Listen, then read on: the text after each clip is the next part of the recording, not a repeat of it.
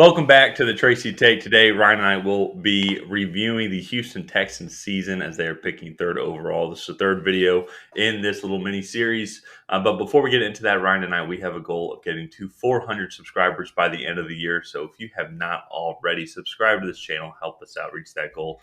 Like this video, comment on this video, let us know your thoughts on what the Houston Texans need to do in the offseason to win the Super Bowl next year. And Ryan, let's get into it. So let's do it. There were a few teams this year where you could kind of predict what was going to happen for what they were going to do throughout the season. And the Texans were one of those teams. Actually, the fact that they are picking third overall, I think, is probably a little surprising to us. We would have thought that Jacksonville would have beaten them both times, but they pulled out some wins. There are a couple of good things that they can take from this season, which was just kind of a wash season. Kind of thanks to Deshaun Watson and company, just not wanting to play football with his friends anymore. Don't know what's going on there. But what do the Texans need to do, or what were some of the good things that the Texans had happened this year? So for me, I have two good things on this list, and I'm going to start out with Davis Mills. Davis Mills was the third-round pick last season out of Stanford for the Houston Texans, and I thought he played fairly well. He played in 11 games. He was 219 for 329 pass attempts for about 2,200 yards, 12 touchdowns to 9 interceptions, and actually had the second highest quarterback rating of the rookie quarterbacks who played more than 8 games. So he had an 86.2 passer rating. And I thought he looked good. I think he looked the part. He looked like a rookie at times, but to play 11 games and only throw 9 interceptions, I think is really good. And I think a lot of his unproductiveness on offense stems from some of the bad things that we're going to talk about here in a minute. But with that being said, I think him and Brandin Cooks kind of had a connection going, and he's my other good on here. He was a 1,000-yard receiver, a clear number one. He's been a good receiver since he came into the league, and I think he's a good piece to build a receiving core around. And I think going forward, those two will have a good connection. So I think there are a couple bright spots on this offense, and I think it can be improved this year in the draft and in free agency. Just signing good players and just bringing in a few extra pieces. So, do you have anything else that you think they did well this year? I would like to say I do think that their draft from this past year, I would say was a success because obviously, as you mentioned, Davis Mills, their first pick, which was in the third round, but then also drafted Nico Collins. I think he's going to be young and up and coming receiver. He had 446 yards on them. For them in this on the season, with only playing through 14 games. But I think he is going to learn a lot from playing with Brandin Cooks, who's one of the underrated receivers, as you said. And I think that is a solid pick, and I think he's going to only keep growing. And I think that's going to be a nice dynamic receiving duo that they have there. So that would just be the one thing that I would say.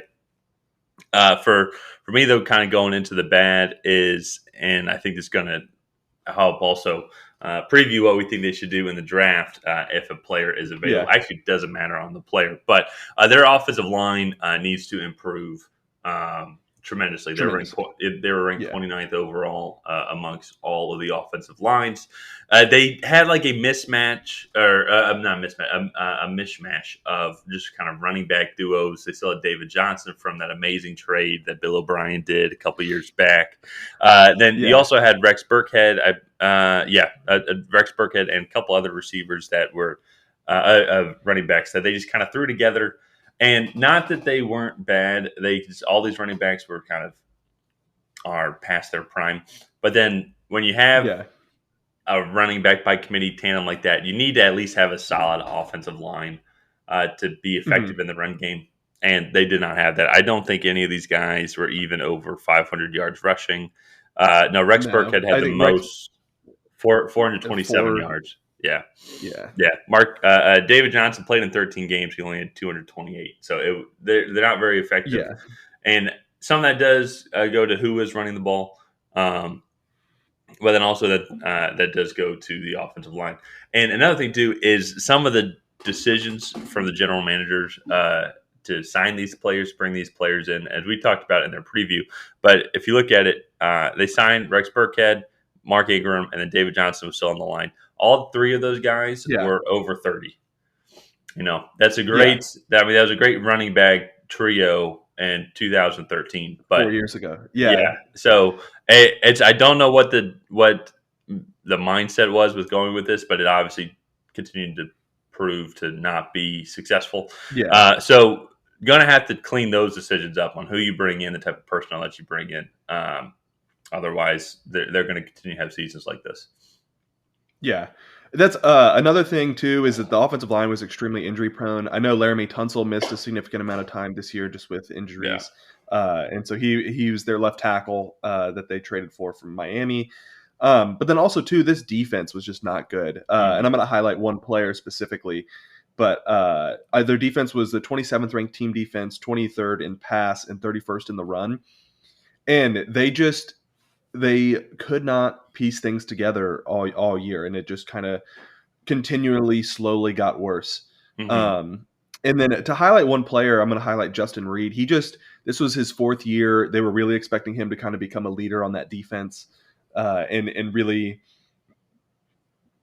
I guess, guide what they were trying to do on defense. And he just did not have a good season. He had a 51.8 PFF grade overall. And just for being considered a guy who's supposed to lead a defense, he did not live up to that performances here. And I just think that his play kind of trickled down to everybody else, because when you're looking up to somebody on a defense like that and then they aren't playing well, it's gonna be contagious all over the field. So I'm right there with you on that. So now kind of leading into what they need to do in the offseason. To me, it started with the draft. They're in full rebuild mode.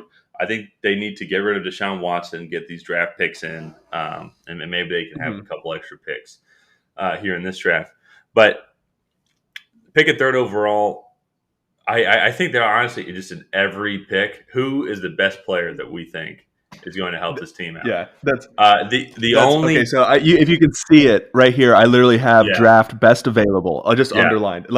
There's 2 guys I think at that position that are best available, but just again, pick good players, because there's not one. You're not targeting one specific position. I will say is the one position I don't think that they should go after and draft is, I think it would be a waste, is quarterback. Not saying that Davis Mills is the quarterback of the future, but you picked him as your first pick last season and last year's draft. Yes, it was in the 3rd round. But then I feel like if you use one of your early round picks on another quarterback, you don't know how they're going to pan out, and you're not going to put him in a situation to even be successful. And Davis Mills played well, all things considered. Just with his stats. So you need 53 talented men on the football team, and just picking a quarterback every couple of years isn't going to fix the franchise. You need to get Evan Neal. I think if he's available at the 3rd overall pick, help boost up that offensive line, or go cornerback if you think that go with Derek Stingley Jr. Out of LSU. If you think that is going to be the best thing for your team. And I think picking a quarterback would be kind of a waste of a pick, because Davis Mills is going to be fine for the next couple of years. And so for me, I get a little frustrated with organizations when they do what they did with David Culley. So David Culley came in and then 1 year and then got the boot. And granted, we don't have an inside look in the franchise. I just think if you're going to hire a guy, give him 2 to 3 years to set up a culture, unless it's Urban Meyer and he's kicking players in practice. Don't just, oh, well, you went 4-13 in your first season. You're clearly not the guy. Let him at least build a culture and at least figure some things out. And I hope that they take that strategy with Davis Mills. I think they need to build the team and just get better players around him, because his stats this year, he completed about 62-ish% of his passes throughout 11 games. I've got 67 actually. I've got 67. Oh, 67? Yeah. Okay, so 67 and only threw 9 interceptions across 11 games. And that was with one of the worst offensive lines in the league. He only had one 1,000-yard receiver. And honestly a defense that was doing him no favors. Yeah. So I think if they can just build up this team around him, I think Davis Mills' play will elevate. And if he doesn't, then you can go out and get a quarterback in another draft that's a lot more quarterback heavy than this one. Yeah. And then they're coming into a much better situation than if you were to go out and draft Matt Corral at 3rd overall, or maybe get Carson Strong at would be 35 Yeah. in the draft, and then like just be like, all right, well, here you go, like this is what you got, like. Hmm. And so I think that's definitely the best way to go. But yeah, I think that's going to wrap up this episode of the Tracy Take. If you guys have not already, please go ahead and like and subscribe. Tyler and I have a goal of hitting 400 subscribers by the Super Bowl. So if you could help us reach that goal, that would be very much appreciated. And I think that's going to wrap it up. So we'll see you guys next time.